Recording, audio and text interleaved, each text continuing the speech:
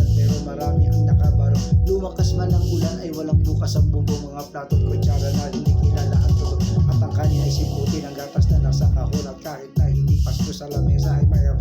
Ang sarap siguro manirahan sa bahay na ganyan, sabi pa nila ay dito po rin matatagpuan taong nagmamay-ari ng isang upuan na pagpagkataong pinag-aagawan, kaya naman hindi niya pinakakawalan. Kung makikita mo lamang sa akin sisigawan, una na nakaupo, subukan nyo namang tumayo,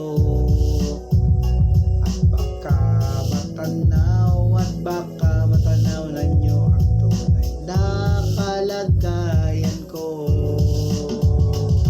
Mawalang galang na po sa taong nakaupo. Alam nyo ba lang bigas namin ay di puno, ang dingding ng bahay namin ay pinagtagpitang-pingero, sa gabi ay sobrang init na tumutulang rin na di kayang bilhin upang ilagay sa salang.